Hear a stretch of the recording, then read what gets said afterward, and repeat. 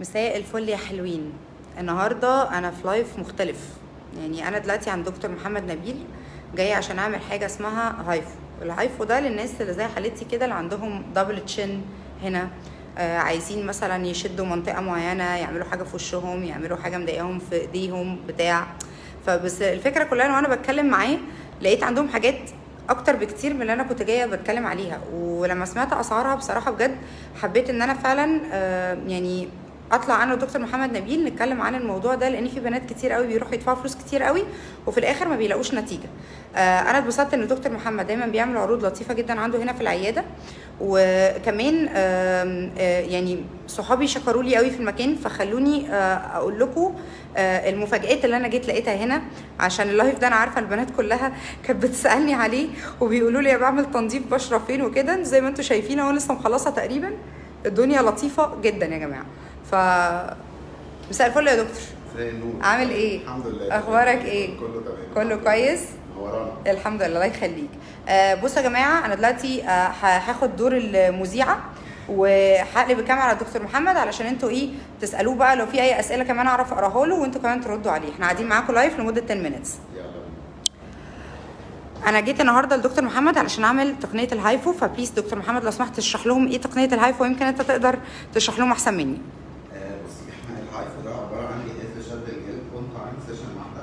يعني لو الحاله صعبه قوي قوي قوي ممكن تاخد جلستين او ثلاثه ماكسيموم، لكن معظم الناس سيشن واحده. هو عباره عن الترا ساوند، موجات صوتيه عاليه التردد جدا، ديب بنتريشن، بتخش طبقات غويطه جوه الجلد، تعمل سخونه في طبقات الجلد الداخليه جدا، فبالتالي تبدا تكون انسجه ما بين الجلد والعظم.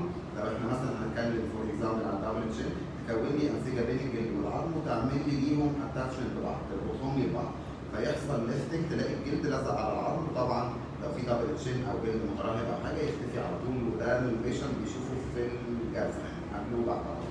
المفاجأة بقى اللي أنا جيت لقيتها هنا النهاردة يا جماعة إن تنظيف البشرة عندهم مش زي ما بيتعمل في أي حتة بيبقى 3 مراحل وبس. تنظيف البشرة عندهم هنا 6 مراحل، وسعره في الآخر يا جماعة مفاجأة والله العظيم أنا شخصيا اتصدمت. فكلمني كده على ال6 مراحل يا دكتور. احنا بنعمل البلازما في التنظيف، بنعمل اولا نسميها نضاره العميقه، نعمل بلازما صفائح دمويه، بنحط فيتامين سي وفيتامين دي، بنحط كربون ليزر، بنستخدم الكربون ليزر، بنستخدم حاجتين مهمين جدا اللي هم الخلايا الجذعيه والبلازما. دول اكتر حاجتين بيدوا نشاط للجلد وبيجددوا خلايا الجلد بشكل قوي جدا، لان دول متاخدين من رحم الام ومن المشيمه بتاعت الحمل. وبعد كده بنخش على الهايدروفيشل اللي هو بقى الماسكات والحاجات دي كلها. فدوت بيدينا نضاره عاليه جدا. واخر حاجه بنعمل حاجه اسمها ديرما بلاننج، بنشيل طبقه الجلد الخارجيه. اوكي دكتور، بعد اذنك بيقولوا لنا الصوت بس واطي، عايزين نعلي صوتنا شويه. يا ريت. طب اعيد تاني السيشن، هعيد سريعا تاني. يلا. احنا بنعمل جلسه النضاره العميقه عباره عن بلازما وفيتامين اي وفيتامين سي، بنحطهم مع بعض بالديرما بين، بنعمل كربون ليزر، الكربون ده بيحفز لي الكولاجين جدا، بنعمل حاجتين مهمين جدا اللي هم الخلايا الجذعيه والبلازنتا، ودول متاخدين من رحم الام ومن المشيمه بتاعت الحمل، فطبعا المستخلص بتاعهم ده قوي جدا في تجديد الجلد وتجديد خلايا البشره. وبعد كده بنعمل ديرما بلاننج اللي هو بنشيل طبقه جلد خارجيه كامله اللي هي طبقه فيها ثباتات الشمس بقى والنمش والكلف والحاجات دي. وفي الاخر بنعمل اللي هو الهايدروفيشل اللي هو تنظيف المسام العميق وتنظيف البذور السوداء، وبنحط ماسكات وحاجات، فالمريض بيعدي من ال6 مراحل دول بشكل تاني خالص. اوكي حلو قوي الكلام ده. طب استنى بقى كده، قولوا لي ايه مشكله الصوت؟ انتوا سامعيني ولا هو اللي صوته واطي؟ الدكتور اللي صوته واطي صح؟ طب يا دكتور بقى احنا هنستعين لو سمحت بيك يعني وقفلت لكم التكييف، يمكن هو التكييف اللي عامل الوش. قولوا لي كده طب الصوت احسن ولا ايه؟ اوكي لا بيقول لك انت يا دكتور بس علي صوتك. انا اعلي صوتي حاضر. طيب زي ما قلنا ان عندهم هنا تنظيف البشره عباره عن 6 مراحل. ال6 مراحل دول بيبقوا كلهم بيتعاملوا في نفس اليوم مع بعض. تقريبا بتاخد وقت قد ايه تنظيف البشره عندك يا دكتور؟ من نص ساعه لساعه الا ربع. احنا بنعدي 6 مراحل، فكل مرحله بتاخد وقتها طبعا، فتقريبا بنقول من نص ساعه لساعه الا ربع. اوكي حلو قوي. اصدمهم بالسعر. 650 جنيه ده اللي انت اتصدمتي بيه. بصوا يا جماعه، انا دلوقتي هشرح لكم. انا عاده لما بروح حتى اي بيوتي سنتر عادي جدا بلاقيهم بيقولوا لي اسعار غريبه جدا في موضوع تنظيف البشره ده. فلما جيت عند دكتور محمد بساله عموما تنظيف البشره بيتعمل بكام، لقيته بيقول لي ب 650 جنيه. انا حقيقي ما صدقتش، وعلشان كده طلعت لكم يا جماعه، ما تخلوش ناس تستغلكم تدفعكم فلوس كتير في حاجات في الاخر هي ممكن تتعمل بفلوس اقل بكتير. فخليني كمان اقول لكم على حاجه مهمه كانت برضو دكتور كان لسه بيكلمني عليها وبيوريني برضو صور حالات عنده كتير على الانستجرام، علشان انا كنت بساله على الشعر. انا شعري بيقع بقالي فتره بسبب الدايت، ويا جماعه هو الدايت بيوقع الشعر عشان بس ما نضحكش على بعض. وكل الناس بيقولوا ان الفيتامينز بتاعت الشعر بتتخن، هي بتتخن الا حاجات قليله جدا يعني، ومش متوفره للاسف في السوق. فهو كان بيحكي لي على حاجه ان في بنات كتير قوي بيروحوا يدفعوا فلوس في اكستنشن، والاكستنشن في الاخر مكان ما بيتثبت بيسيب فراغات، وناس كتير بتبقى عندها مشاكل في بشرتها وشعرها وبتاع، وبيلجأوا للاكستنشن. الاكستنشن للاسف لما بيبقى ليه كليبسات بتبقى ثابته في مكانها، ف بتعمل احيانا تساقط في الشعر في المنطقه اللي بتثبت فيها دايما يعني. فانا دلوقتي هسال دكتور محمد على تقنيه البايو اللي لسه كان بيكلمني عليها، انه بيركب شعر تحت الجلد، وده مش شعر لسه هيطلع، ده بيبقى شعر اوريدي طويل وبيتسرح مع الشعر وبيتصبغ وكل حاجه. فدكتور قول لهم كده الموضوع بيبقى عباره عن ايه؟ هو عباره عن شعر متصنع في شركه اسمها بايو فايبر في ايطاليا. الشعر ده متصنع من بروتينات حيوانيه علشان لما يدخل تحت الجلد جهاز المناعه ما يرفضوش، فبالتالي ملوش اي اضرار جانبيه خالص. عباره عن ايه؟ هو شبه يعني فايبرز شبه الشعر بالظبط، ونفس الملمس نفس الخامه ونفس درجه اللون، لان هو في منه 13 لون، فاحنا بنختار انسب لون للشعر اللي قدامي. ممكن استخدم لونين وثلاثه مع نفس البيشنت. بيتزرع 1 باي 1 تحت الجلد بطريقه الغرز، بنغرز الشعرايه تحت الجلد واحده واحده، وبعد كده بنسرحها ونستشورها في نفس اليوم، بتقومي شعرك تقيل وطويل والشكل اللي انت عايزاه. ودي ستراب كده ممكن نقرب الكاميرا عليها نشوف زي كيسز كده. بصوا يا جماعه انا ده اللي انا شفته، اوكي؟ دي اهي كيس، دي كانت عندك يا دكتور في العياده. كل دول كانوا عندي ولسه في درجه ودي منازل ثانيه. ودي ده رجاله، ده راجل قبل وبعد. بصوا يا جماعه ده بعد، ده قبل. وفي البنات اللي تبقى عايزه تكثف الهير لاين والجناب الخفيفه. ده في فنانين كتير قوي جم عملوا بصراحه هنا. انا لسه كنت بتفرج على صفحه الانستجرام بتاع الدكتور محمد، لقيت عنده ناس كتير قوي من الفنانين زملاء يعني، هتشوفوا صورهم عنده على الاكونت. انا برضو هبقى اصور لكم الاكونت على الانستجرام بتاعه تشوفوه، لانه حقيقي التقنيه دي لطيفه، لان انت مش بتستنى الشعر يطول. لا. يعني عاده اللي بيزرع شعر بيبقوا بيزرعوا بصيلات وبيستنوا البصيلات تطول بعد فتره، فبيبقى الشكل بشع، وممنوع انك تغطي دماغك، فانت تقريبا هتستخبى في البيت لحد ما الشعر يطول. فدي بتبقى بالظبط، فدي بتبقى يعني it takes time علشان الشعر يطلع. لكن احنا بالنسبه لي انا لو هفكر ان انا اعمل ده، بيتهيألي ده هيبقى اكتر حاجه مناسبه بالنسبه لي بالظبط، خصوصا ان كمان الشعر اللي بيركب بيبقى نفس لون الشعر، لان انت عندك تقريبا 13 لون. ف يعني حقيقي يا جماعه يعني انا دخلتها مصر لان هي فعلا عامله نجاح كتير قوي في اوروبا بره، وما كانش في حد في مصر بيعملها، فالحمد لله احنا يعني عملنا سمعه عنها كويسه جدا، ناس كتير قوي مبسوطه بيها يعني. طب يا جماعه دلوقتي بقى وصلنا لفقره الاسئله. لو عايزين اي اسئله قولوا لي علشان انا اقول بقى لدكتور محمد الاسئله وهو يجاوب عليها. الناس في ناس طالبين ان يتعمل لها اوفرات احسن من كده يا دكتور على موضوع التنظيف العميق بتاع البشره. ده الناس طماعين قوي. والله يا جماعه هو بره اصلا بيتعمل. لسه كنت بقول يا دكتور يعني اي بيوتي سنتر اصلا بيعمل تنظيف البشره ده برقم، يعني ده تقريبا الرقم اللي هو كان بيتكلم فيه. بس التنظيف العميق للبشره ده بيبقى عباره عن 6 مراحل، وبجد يعني يا جماعه بربرو، يعني الواحد بيخلص يحس كانه استحمى. احسن من الاسعار انه يلاقي نتيجه. في ناس كده بيقولوا هنعمل اسعارها بس المريض ما بيلاقيش اي نتيجه خالص. بالظبط. طيب في اي اسئله يا جماعه؟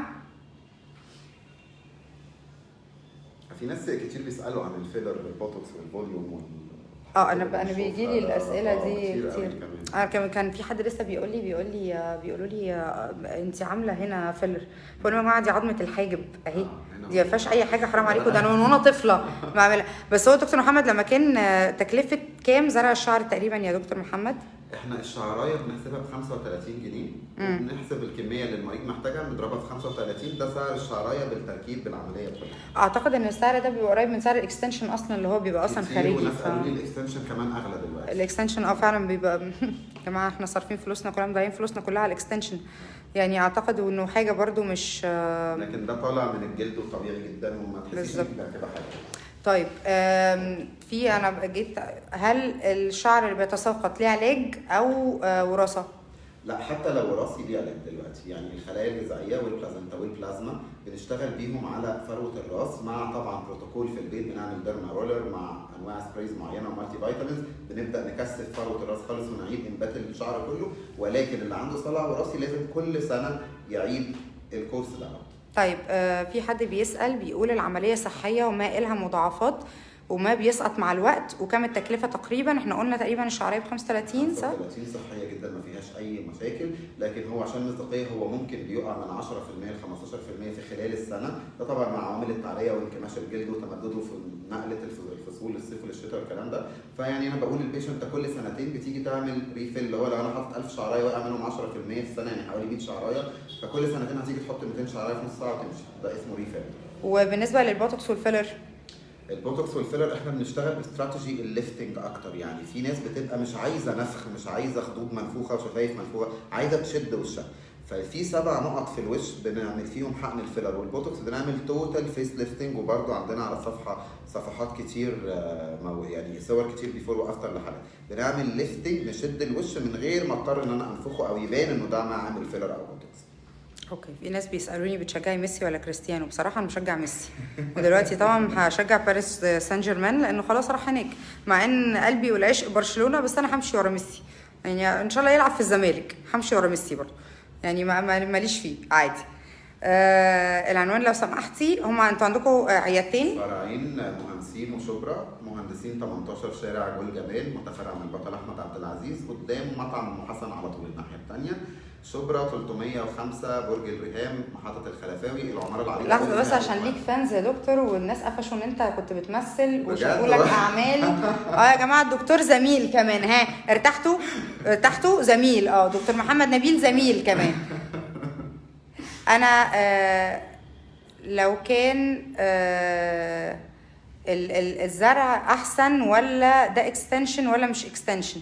لا بص، ده مش اكستنشن، انا شبهته بالاكستنشن لانه بيركب جاهز. يعني عاده زراعه الشعر بيركبوا بصيلات صغيره وبعد كده يستنوا الشعر يطول. هنا هو اوريدي بيركب الشعر بطوله، يعني كانك حطيت اكستنشن بس مخيطها تحت الجلد زي ما بيقولوا بالمصطلح البسيط يعني. نغرزها تحت الجلد. بالنسبه للبوتوكس والفيلر، الدكتور زي ما قال ان هو بيستخدم تقنيه جديده بتعمل ليفتنج للوش، مش بتبينه ان هو متنفخ وكده. الشعر الابيض في السن الصغيره ايه حله؟ الشعر الابيض ده ممكن يكون لخبطه في الهرمونات او نقص في صبغه الميلانين بتاعه الشعر، فبرضه بنعمل تنشيط للغدد اللي بتفرز صبغه الميلانين بالخلايا الغذائيه والبلازنتا مع بعض الادويه اللي خاصه بان هي تنشط الغده عشان تفرز الصبغه دي تاني، فليها حل طبعا. انا برشح لكم يا جماعه تيجوا هنا تجربوا تنظيف البشره، بجد رهيب وعاملين عليه اوفر حلو قوي. اعملوا فولو للدكتور واعملوا فولو للبيج بتاعته، وان شاء الله هتيجوا هنا وتتبسطوا. هستنى الفيدباك. بييجوا يسالوا على الحروق بتاعه الليزر والهير ريموفر والحاجات دي. الفراكشنال ليزر طبعا ده بينفع جدا. الفراكشنال ليزر ممتاز في النضاره كده. كنا بنتكلم على الليزر هير ريموفر لان ده بقى منتشر قوي. لا ده بتاع دكتور ايمان، معلش. يعني ليزر بتاع دكتور ايمان، معلش حضرتك تتكلم عن اللي يخصك. دكتور ايمان الدكتوره معلش الدكتوره حبيبتنا صاحبتنا دكتوره ايمان تخصص ليزر، كل واحد يتكلم عن اللي يخصه. اسمع، فمعلش يا جماعه اللي عنده اي سؤال بعد كده يخص الليزر يسال دكتوره ايمان، يبعت لها على الصفحه ويسال دكتور ايمان، ودكتور ايمان هتطلع لكم في لايف برده قريب تسال يعني تسالوها وتجاوبكم على كل اسئلتكم. يا رب اكون يعني فدتكم بحاجه انا شخصيا جربتها، وان شاء الله تيجوا تتبسطوا. هستنى الفيدباك بتاعتكم على البيج، ولو عندكم اي شكوى ابعتوا لي وانا هتخانق معاهم. ايوه بالظبط. ان شاء الله تيجوا وتتبسطوا. ميرسي يا دكتور محمد. تيجي على راسنا من فوق. الله يخلي حضرتك. هم يبقوا فانزاتك يعني. شكرا. يلا يا جماعه، يا رب تكونوا استفدتوا بالمعلومات اللي خدناها من دكتور محمد النهارده، وان شاء الله اشوفكم على خير. باي باي.